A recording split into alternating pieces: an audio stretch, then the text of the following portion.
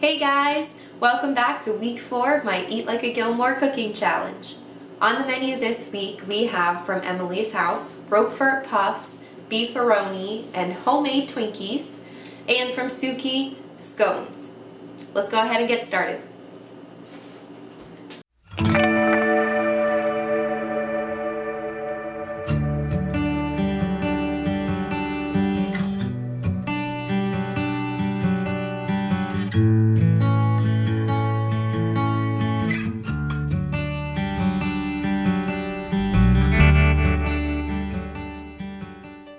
I'm gonna get started with our appetizer. This is the Roquefort Puffs that Emily serves in season 2, and actually they did make one appearance already in season 1 that Sookie made them for Cinnamon's funeral, for the cat funeral for Babette. So this is actually their second appearance, but I missed it the first time around. So we're gonna make them now. We're gonna use puff pastry, and then I'm just gonna get started on the cheese mixture, which is mascarpone cheese with heavy cream and Roquefort cheese. Now I couldn't find like true Roquefort cheese, that's pretty specialty, and I couldn't find it at a normal grocery store that we had, but it is a type of blue cheese, so I just got regular blue cheese, and that's what we're gonna crumble and put into it. Let's get started. We're gonna start off by putting in the mascarpone cheese. I'm gonna use my mixer just to get it smooth. It'll just be the easiest way to do it. It's 1.5 cups. Which will be 1.5 of these containers.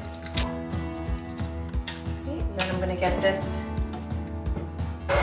beat a little bit since it's cold, just so that it doesn't get too chunky, and slowly put in 6 tablespoons of heavy cream.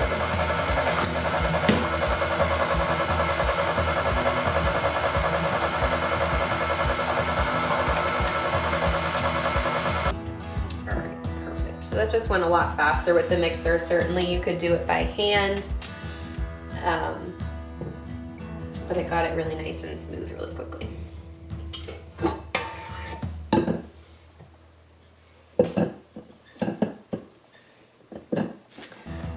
My nice smooth mixture here, and then we're gonna crumble in the blue cheese, give that a mix,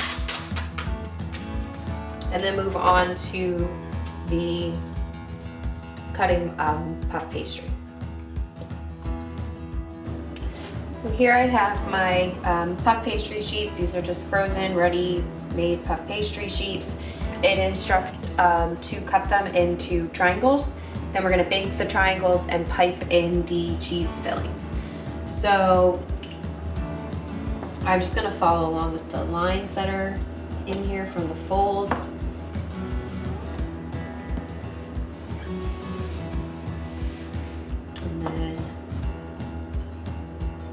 Cut these into about 3 squares. And then across in a triangle.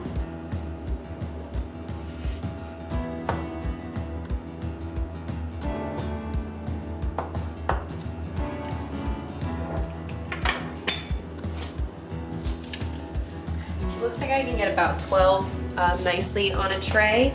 We're gonna bake these at 425 for about 2 minutes or so, just until they get puffed up and a little bit browned, and then pull them out and pipe the cheese in.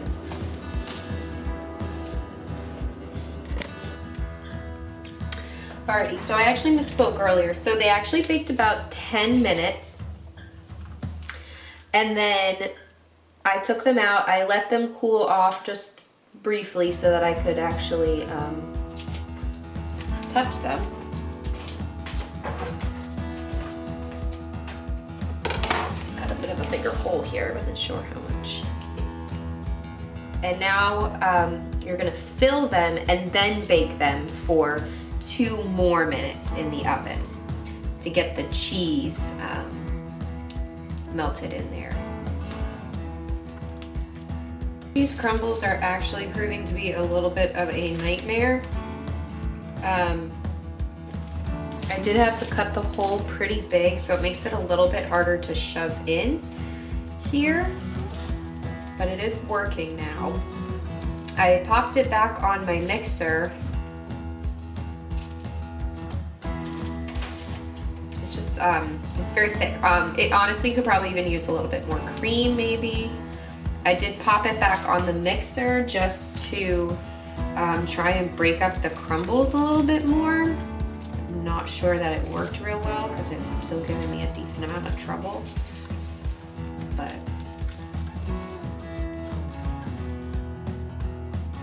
piping things into other things is never as simple as it sounds.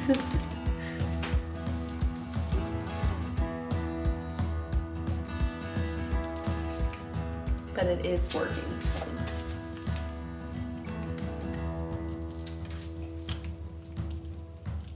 These are probably something you'd want to serve a little bit warm. So I'm going to pop them back in. Alrighty, and here are our finished Roquefort Puffs. You can see the cheese is getting all melty, so it's really just melting into the pastry. And like I said, you would serve these warm. But that's it. They're pretty simple. Alrighty, guys, we are getting started on the beefaroni. So I just have my pan nice and hot here. Ooh. Gonna put my beef in and start browning it.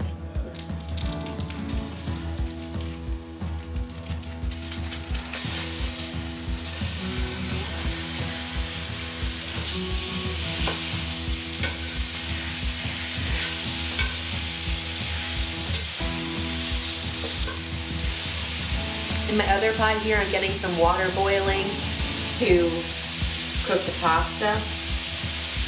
It calls for ziti pasta. I am gonna just use rotini. I say dealer's choice on whatever kind of pasta you want to use. I think the rotini will be nice because it'll pick up the sauce really good.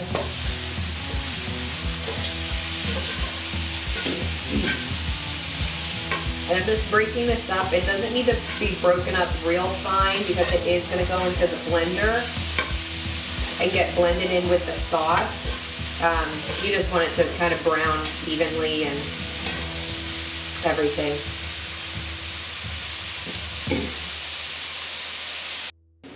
Okay, so all of my meat is just about cooked, and I'm going to sprinkle it with the seasonings. This is salt, sugar, pepper, and garlic powder.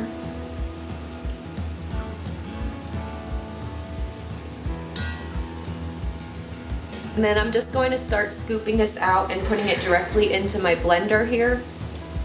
And then we're going to add the tomatoes to that.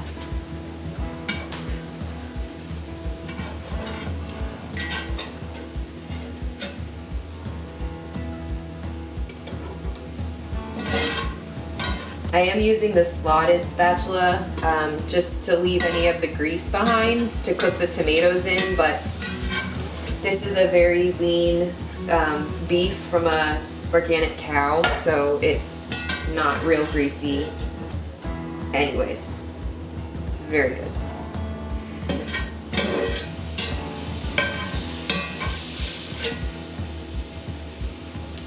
You know they would only be serving the best quality beef in the Gilmore household for Friday night dinner, even if it is in beefaroni.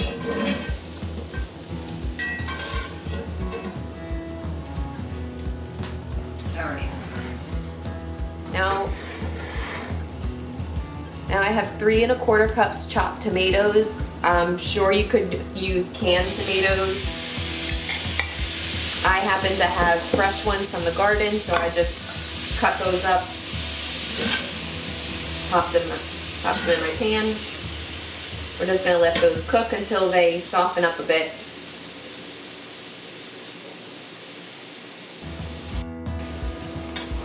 My tomatoes are just cooking down. My water is boiling, so I'm going to pour in my pasta and just cook that as your pasta tells you to.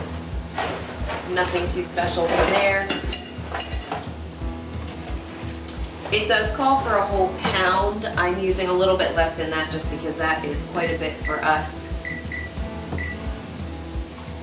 And it looks like we'll have a lot of sauce, so.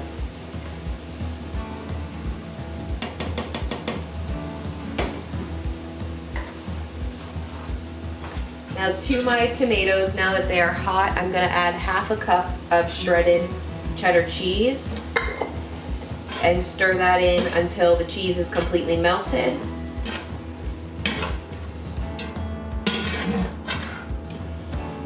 My cheese is all melted in now, so I'm going to get this into my blender. Then I'm gonna go blend it up so it's all mixed together and return it to the pot. All right, I have my blended mixture. It did not take much. It was really just to get those tomatoes chopped up and incorporated in with the beef.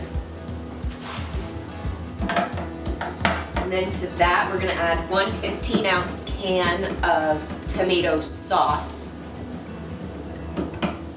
2 cups of water, and a little bit of lemon juice.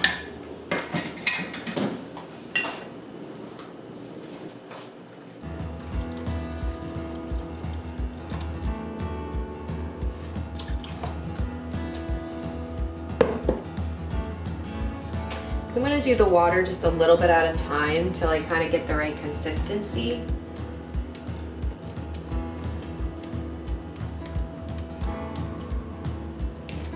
I do like my sauce to be a little bit thicker. It actually sticks to the pasta. And since I'm not making quite as much pasta, I don't need it to spread as thin, so I can get away with a little bit of a thicker sauce. Great. Pasta should be just about done. Just gonna let this cook down, and then we're going to put the pasta in there, and it's all done. My sauce is simmering good. I did a taste test. I just added a bit more pepper and garlic powder to my taste, and we're gonna put in the pasta.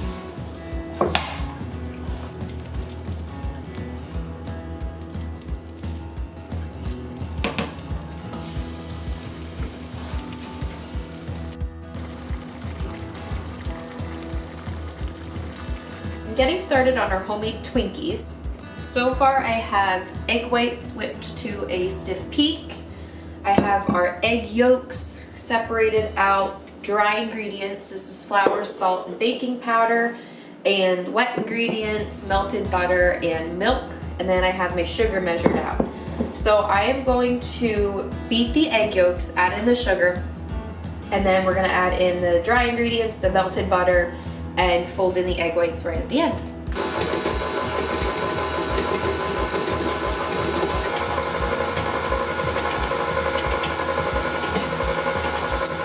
Next up, my dry. So far, it's looking like a dough. It's pretty crumbly.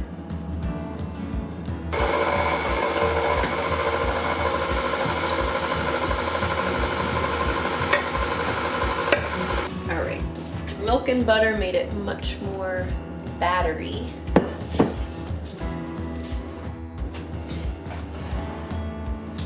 And now I'm just gonna fold in our stiff egg whites.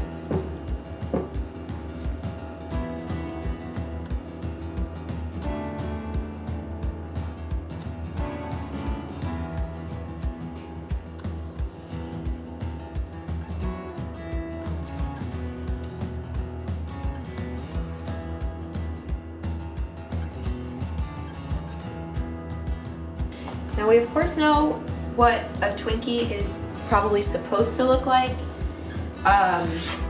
In order to get that shape, you would need a specialty pan that would have, you know, a similar design to this, but just obviously in the long rectangles. I do not have one of those pans, and I say, why complicate things? And use what you got. So we're gonna just have round Twinkies in a cupcake pan. They will taste just as delicious, hopefully come out just as good. I do not know how high to fill them, so I'm gonna just bake a couple off to start and see how they come out, and then we'll get the rest into the oven. while the Twinkies are baking, I am just getting started on the filling. So this filling is just whipped egg whites whipped up to a stiff peak and then a cup of marshmallow filling. So I have my egg whites whipped up and I'm just gonna add in the marshmallow filling, give it a quick beat to combine, and then set it aside in the fridge until I'm ready to fill with the cool Twinkies.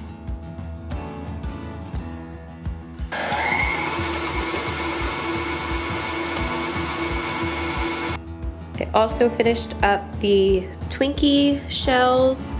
This was my first pan. You can see they're pretty light and they shrunk up a little bit, so I definitely did not bake them enough for them to hold their shape. These ones here, I did add a little bit more batter to the pan and then I baked longer, so they're holding, because of the egg whites, they're holding that shape a lot better, and they just look a lot more like what a Twinkie shell should look like, that little golden brown.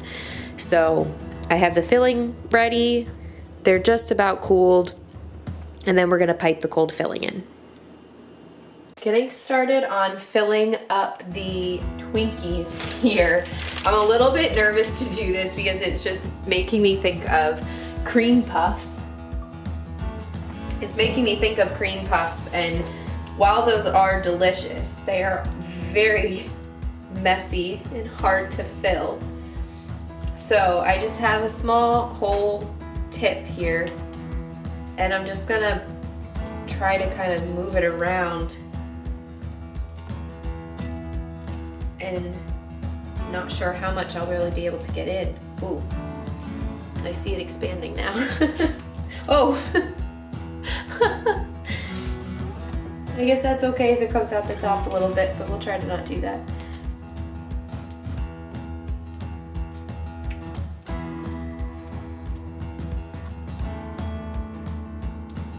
So it looks like I fill it.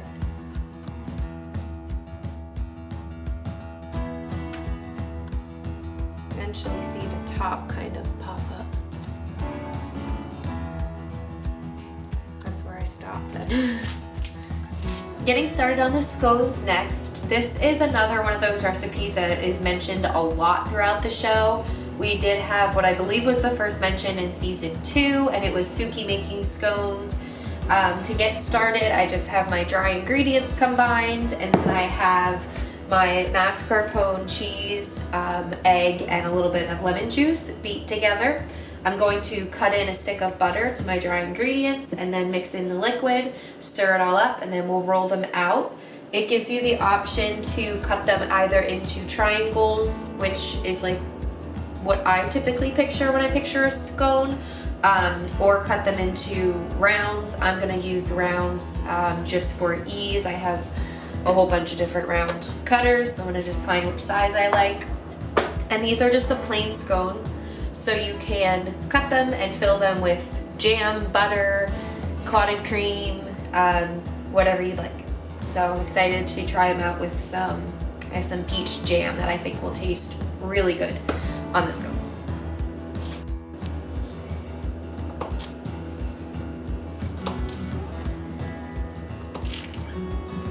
Calls for 1 whole stick of butter to be cut in. Just like to give it a little rough chop so it's a bit easier to get started. I have all my butter cut in. It's just in very small pieces in the flour.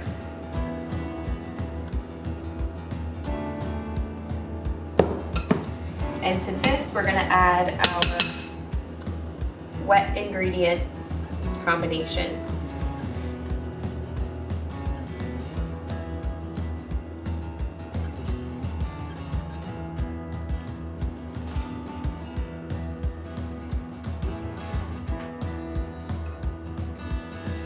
Probably look pretty dry as you start to stir it. That's normal. It will or should eventually all come together to a nice dough. But scones are a dry dough.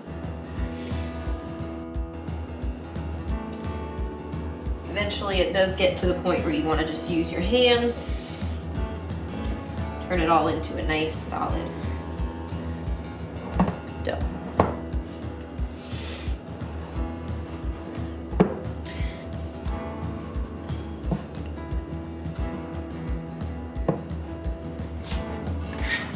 to start getting this rolled out. It should be about 1/2 inch thick.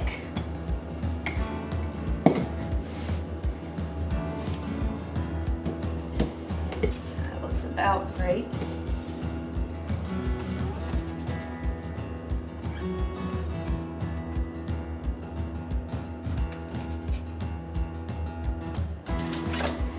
All right, I'm gonna get my first tray in the oven.